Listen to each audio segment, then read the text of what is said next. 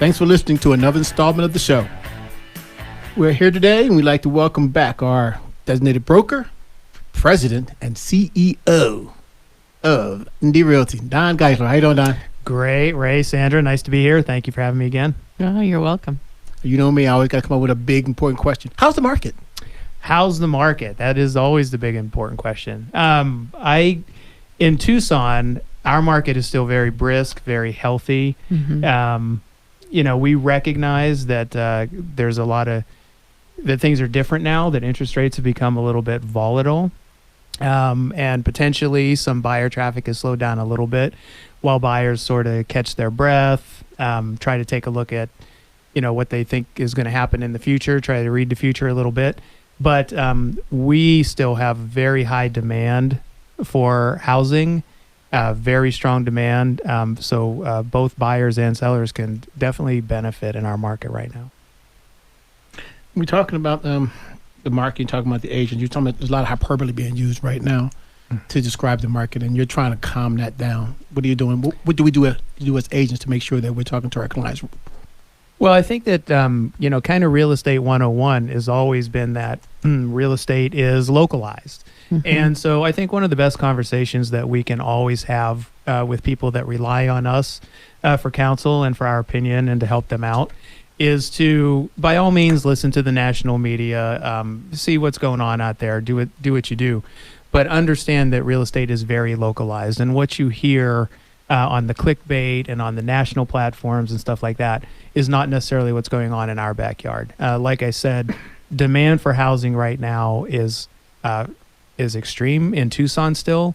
I have seen, when I say words like hyperbole, I mean, I saw an article where somebody said, quote, inventories have skyrocketed. And inventories in Tucson and in our general market have not skyrocketed. We put something on the market.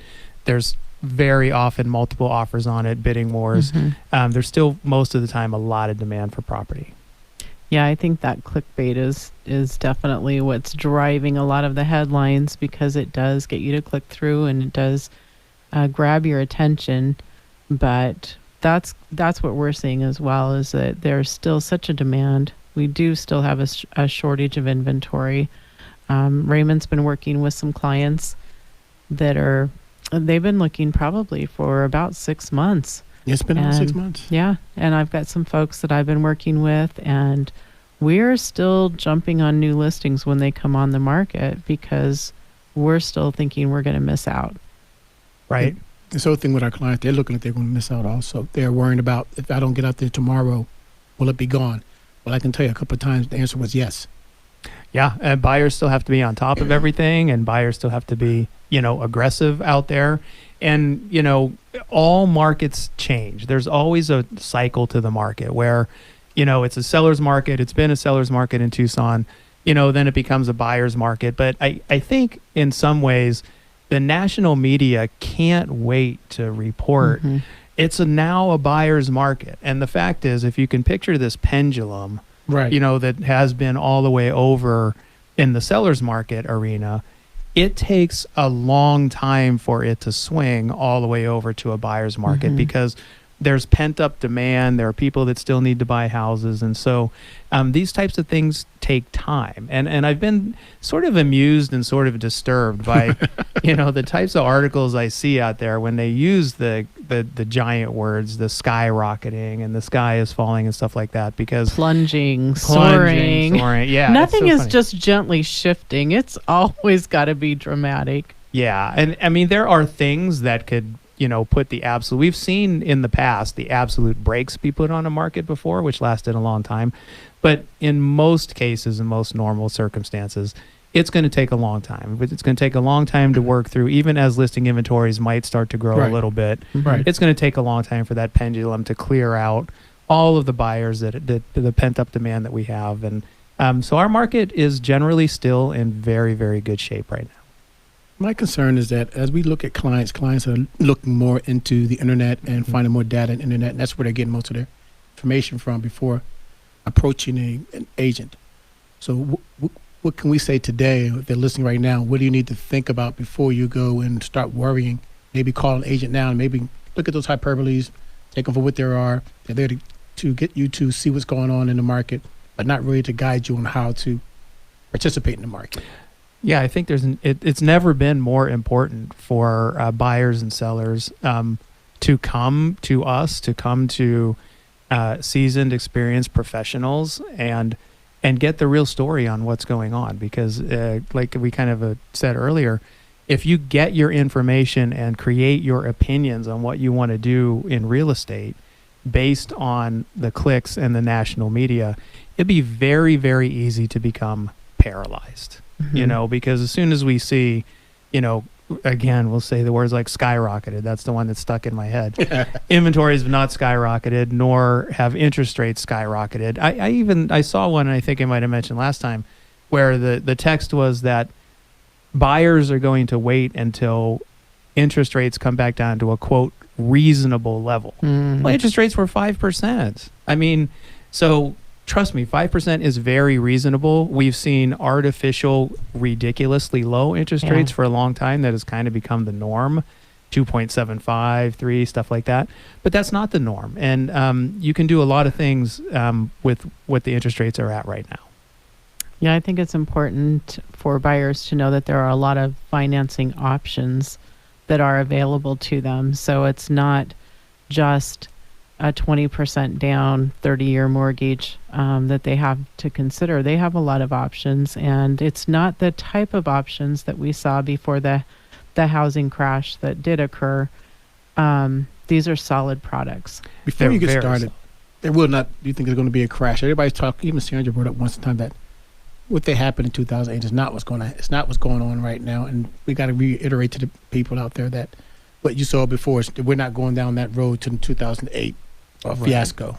No, sorry, Sandra. There are much different drivers, right?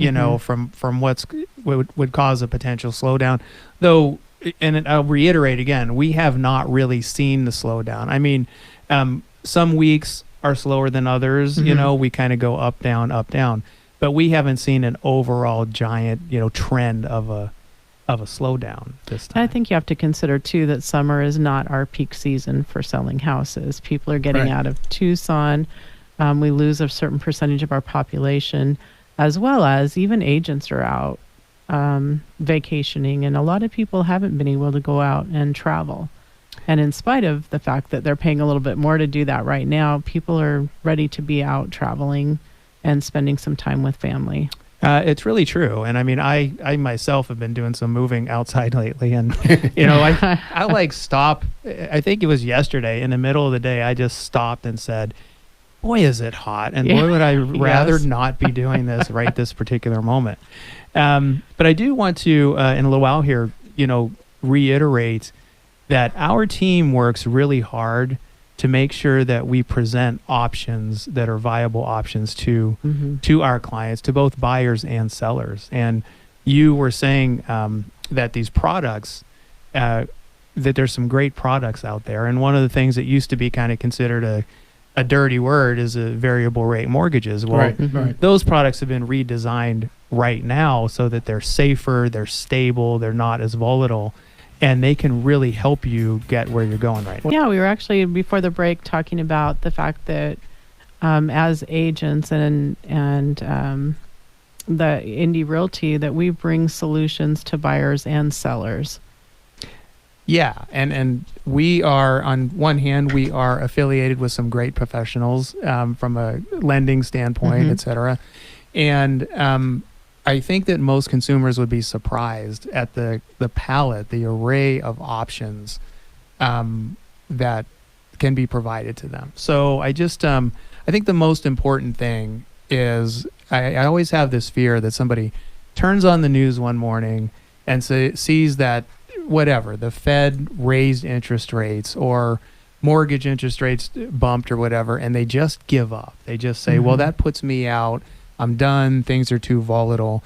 And I just really want to reiterate and express that we at Indy can put you in touch with people that can present you with viable, excellent options for financing, for selling.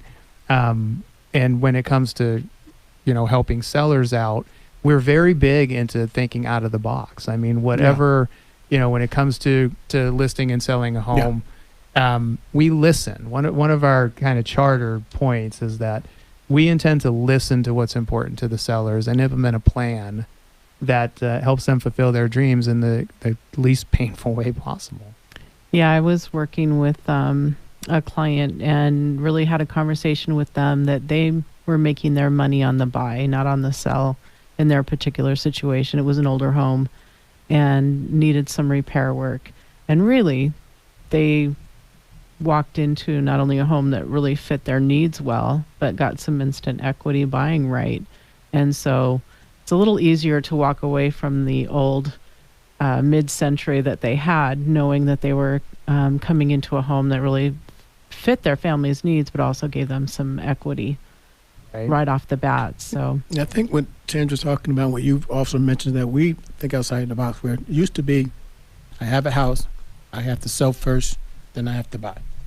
I have to sell it, then I have to buy it. And we're like, well, you can do both at the same time. There's ways we can make this around. We can work with you. We can work with lenders. We can work with the title company. We work as a team to make sure that you as the customer, you as the client, is taken care of for your needs. And I don't think sometimes the people don't use that diversity that we have and all those tools that are out that you can possibly use to get the client what they need. Well, and we've always chatted, the three of us, about how, we don't need to do things the way that they've always been done just because of this is the way that they've always been done.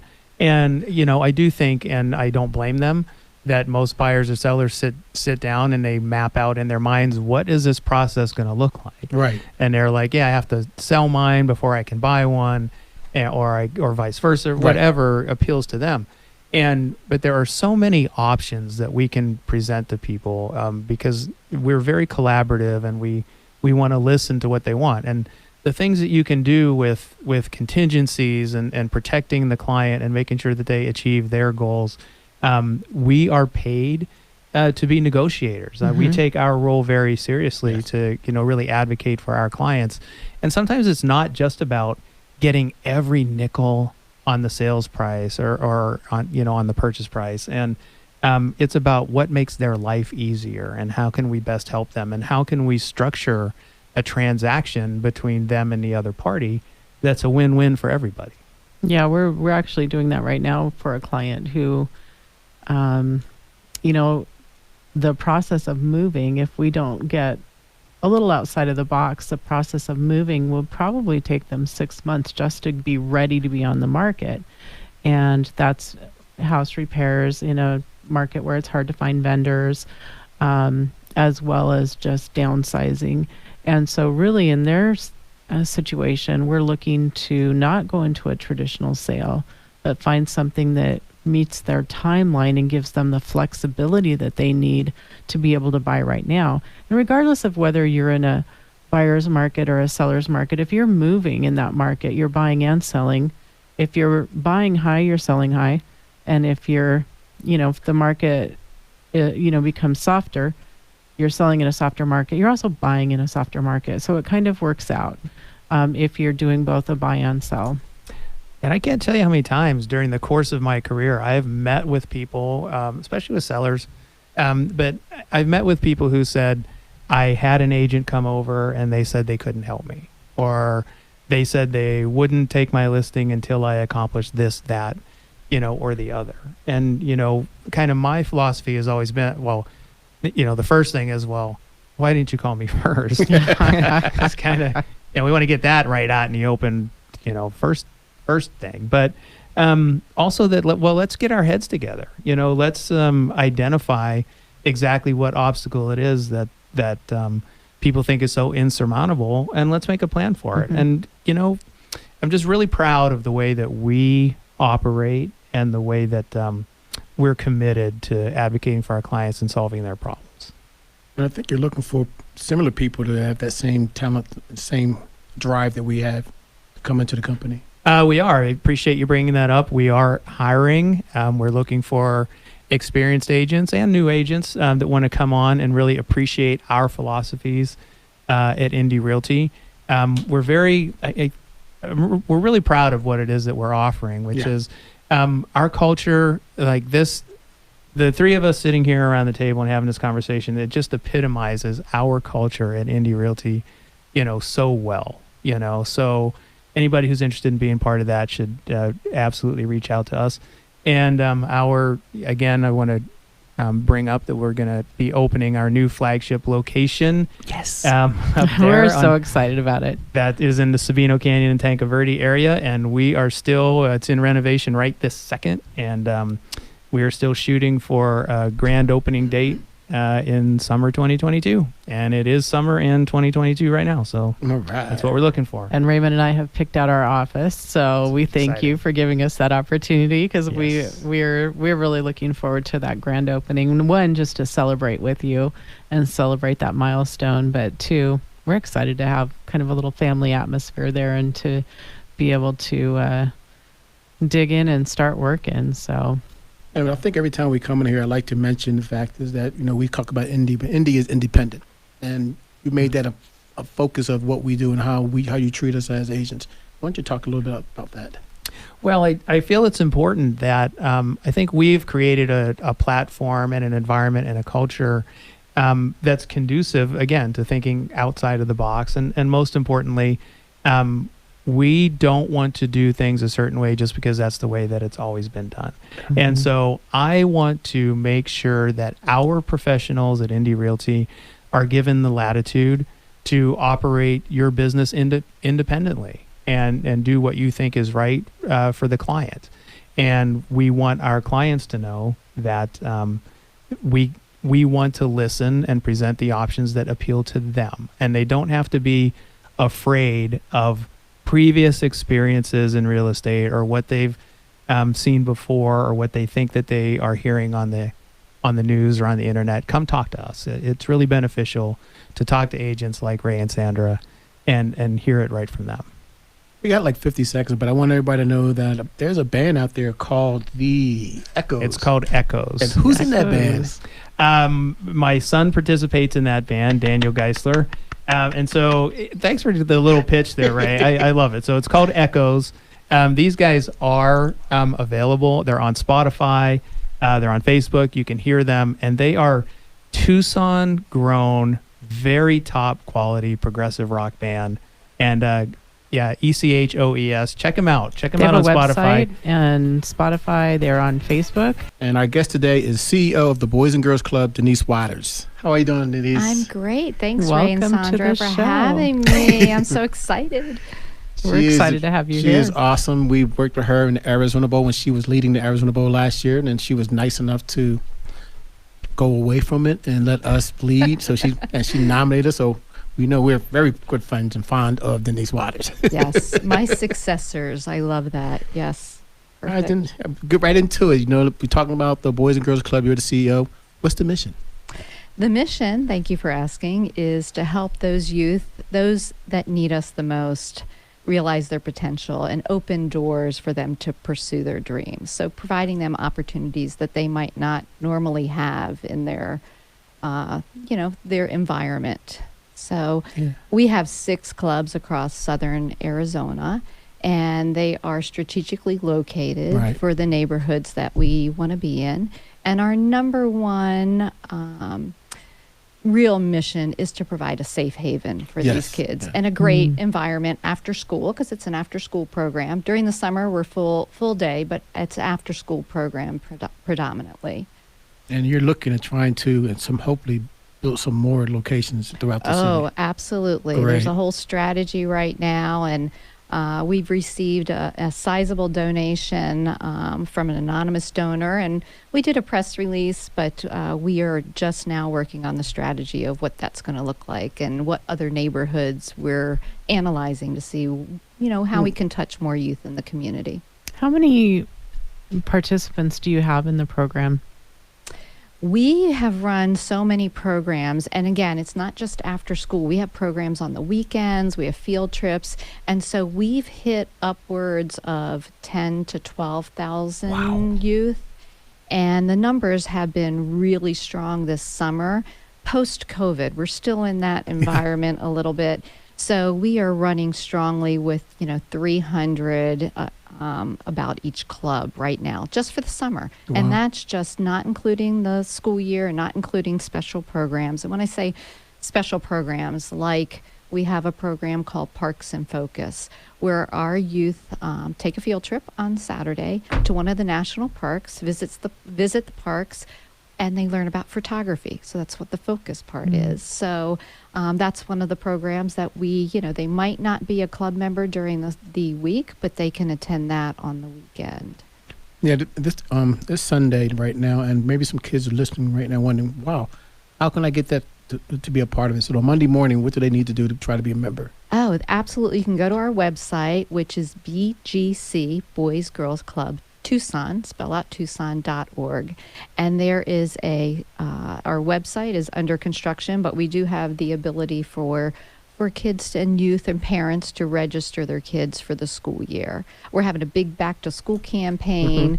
We are going to have back to school supply drives, and actually we're doing one at the Arizona Bowl on the 15th of July at the Sands Club. We are also strategically putting boxes in different businesses. One is F45, which is a fitness organization, so that we can collect back to school supplies. Wow. And we just have so many programs. The one thing I would stress is it's not an afternoon program where the kids go and they just play in the gym, right? We do have soccer and flag football and all the things that help with their health and wellness. We even have what we call culinary stations. We teach them about healthy eating and cooking. But we have so many programs. We have programs that help young men. It's called Passport to Manhood, learning about body and hygiene and respect. And we have the same on the side for the young ladies. How do they take care of their bodies? What is body positivity, self-defense? But we also have things like art programs, and we have a huge art exhibit on the 13th of October at the San Pedro Church. And that exhibit is to showcase all the talent that these kids have in the art world. And we sell the products. And what happens is all the proceeds go right back into the supplies, the art supplies for the full year. And I love talking to kids about the program because they love coming to our location on Grant Road. We have a fabulous art instructor, and they just are relaxed, they talk, and they are just, some of them are so extremely talented.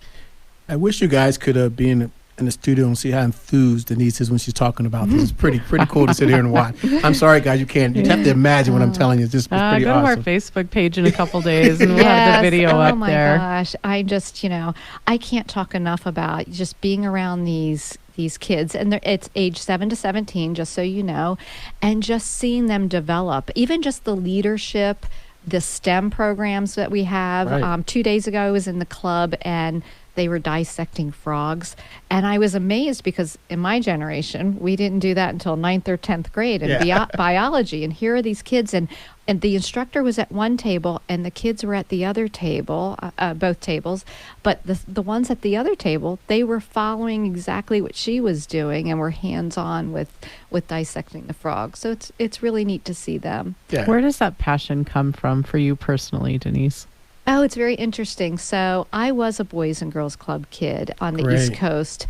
And I think my passion for being around kids, and I have two young men who I wanted to have an after-school programs, and I really felt like I really needed a village to help raise them.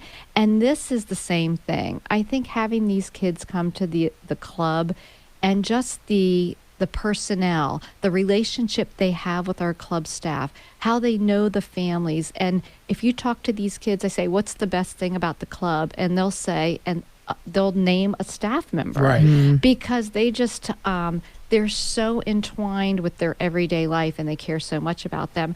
And that's what makes me so proud and so passionate about it. I mean, I love seeing these youth develop. I love seeing them, bring their grades and have academic success. And at the same time, we're also paying attention and aware of their mental health also to really help them have fun and strive and really see their full potential. We're going to talk about donations and how people can help. Oh, yes. Since we're a nonprofit, we're always looking for donations.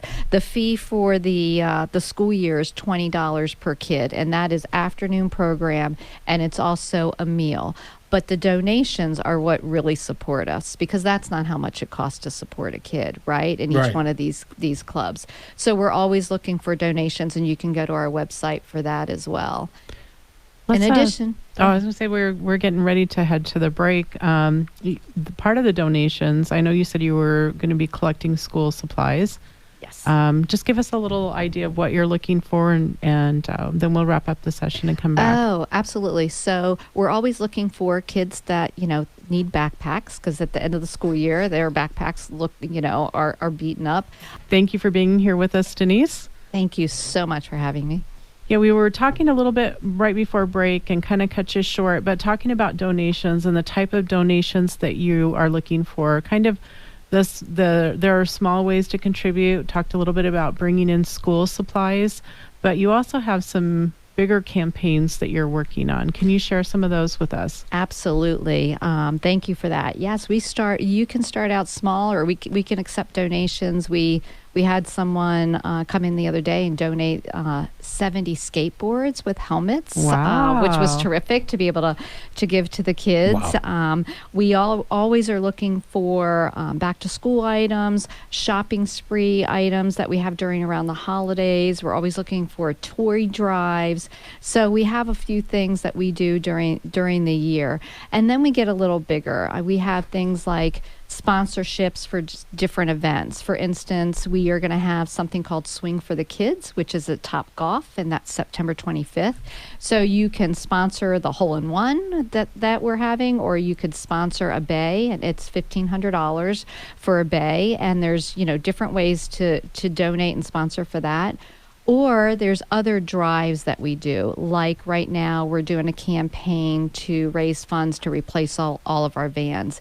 Each one of the clubs has a van, because in addition to working with the different school districts that feed into our clubs, for instance, TUSD is going to put our clubs on one of their bus routes. Okay. So they can do that, so that the parents don't have to worry about getting the kids from the school to the club.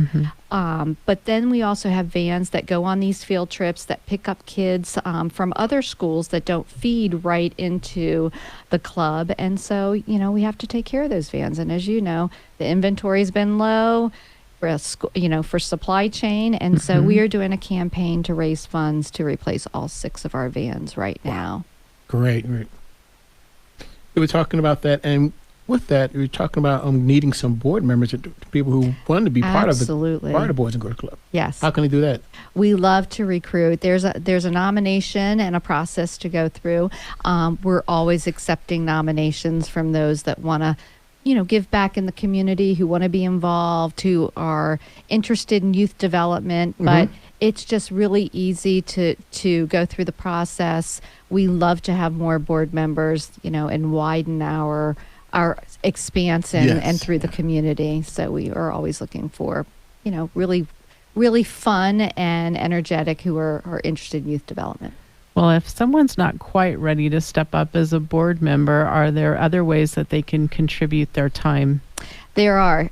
There's 2 things. There is also an associate board, which we call our young professional board. And those were volunteers at one point that wanted to have a way to give back as a group and fundraise as a group. So we have a group of young professionals. So we're always looking for that next level of philanthropic, Can we define generation. young here? Because I think that's Yeah. relative. What are we looking at Yeah. when we're talking about a young professional? I think we're looking at 20 to 40, 20 to 35, that range. Yeah. And they're the ones actually that are hosting the Swing for the Kids. So they do that as a group. So their fundraising goal, they put up a target that they like to reach. And I'm told that they're going to double it this year. So I'm very excited about Awesome. that. Yeah.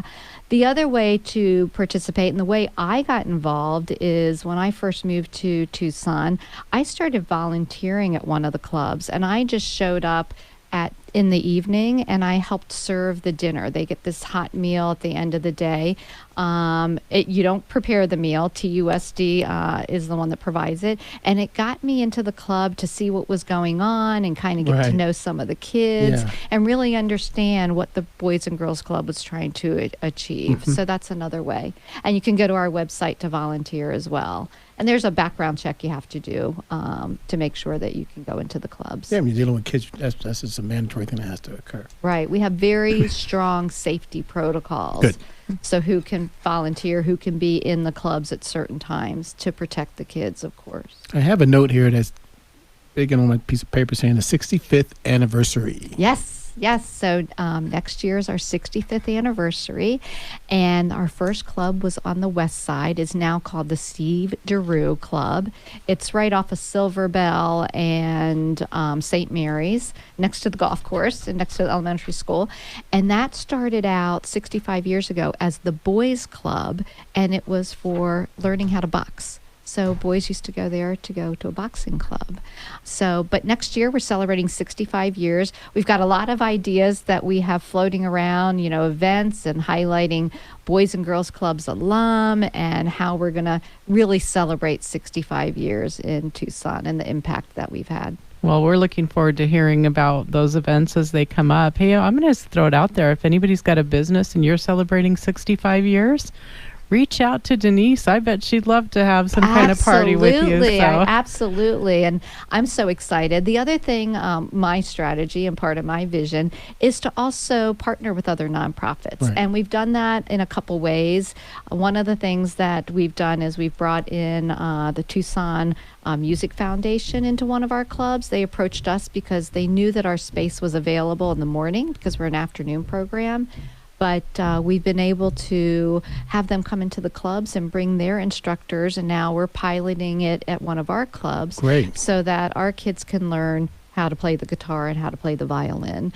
So that's exciting. So that's another avenue that we think we're going to pursue with other nonprofits. That's awesome. We love to see that synergy that gets brought to the table when you've got a group that, especially like that, where they have something so specific to offer to the kids, so that everyone in your club doesn't have to be an expert. Exactly. They can bring in someone who has Exactly. something to contribute. Yes, absolutely. You're talking about board recruiting, and I think I had a conversation before that it's like a 6-year commitment, or just for being the CEO. You're on the board and you get. That's if you're on the executive Thank you, committee. thank you, So yeah. there's 2 years as the president-elect, 2 years as the president, and 2 years as the past president. But usually the term is 3 years. So you're on the board for 3 years, and then you can decide mutually, right, that Right, you right. want to continue. And we do try to generate. I'd say we have about 9 new members as of last November, since I kind of became interim CEO at that point. Right. And I'm very excited because as we're structuring our new cabinet, we're really looking forward to having some of those new board members really become part of our marketing and comm group or our safety group or, be on our events committee so they can, join in the planning. And the same way we did with the Arizona Bowl. Right. You've got to have a succession plan for Yeah. these because it can't be Yes. the same people over and over again, hosting these events and chairing the committees. Bringing new ideas and things yes. like that you may not have. Somebody, hey, I just thought about this. Let's try this. Yes, exactly. Well, Exactly. That was me, y'all. I got You'll him so wanna- excited he spilled his water. yeah, you're going to watch this one gosh. Oh, my on gosh. video. It's Funny. better than on just the air. So thank you for the paper towels. So Denise, we'll just wrap up here. Would you again tell everyone how to get a hold of you? And before you do that, I want to say that you bring such an awesome energy and Thank you. professionalism, and I see great things in the future for you, but for the club because I'm you're so there. excited. There's such a great vision, and I think the staff is really excited. The board's really excited, and we've got a lot of strategy and planning ahead of us, but it all gets down to the mission and touching each and every youth we can in Tucson. You got to You have a can great go- leader, which is you. Oh, thank you. That's so sweet. I'm excited. As you can see, I'm very passionate about it, like you said. Our website is BGC, Boys Girls Club Tucson. You have to spell out Tucson.org, and that's where you can go for memberships and donations. And we're redoing the website, but calendar of events. And so there's all different ways to get involved. But I want to thank both of you for giving me this opportunity and the time. I love spending time with both of you. It's our we feel pleasure, the Denise. same. Any time. Go ahead, All Sandra. right. Well, we'll just talk a little bit more about real estate before we go. And so we've hearing a lot of forecasting, a lot of mid-year forecasting going on. And I think it's just that uncertainty out there that Don Geisler was talking about with the interest rates. We did receive an update for Rate Plug, which is if you go to any of the listings on MLS and take a look, you can usually calculate what the estimated payments are going to be. And those rates were updated today, and we're seeing some options that are available that are under 5%. So that was exciting. Sure was. The market's kind of settling down a little bit, and we're seeing some opportunities. So if you are one of those buyers that has kind of stepped out and thought that maybe you were priced out of the market, it may be a good time to come back and look at where rates are and some of the products that John Spur with Inspired Life Mortgage has talked about in the last week. The ARMs are definitely an option, definitely a better product. ARM and adjustable rate mortgage, better products than what we were seeing. The forecasting, we heard from the NAR's economist, talked a little bit about that last week, and then Realtor.com actually had an economist on, and they both are indicating that they think that even though inventory is starting to pick up a little bit, that we're still going to see an increase in prices of about 6%. Now, when we look back, that's certainly less than what we saw in the last year, but prices will be continuing to increase, but at a slower pace. So if you are curious about what kind of equity you have in your home, please feel free to reach out to Raymond or myself. You can reach Raymond at 520-904-7711 or reach me at 520-850-1725. Also, you can find us at the indierealty.com website. We've got Raymond at Indie Realty, or so you can find Sandra at Indie Realty. We'd be happy to have that conversation with you. So we hope to join you, that you'll join us next week. You have anything to close out with, Raymond? Just like to thanks Denise for showing up, and thanks for taking the time to listen to our show.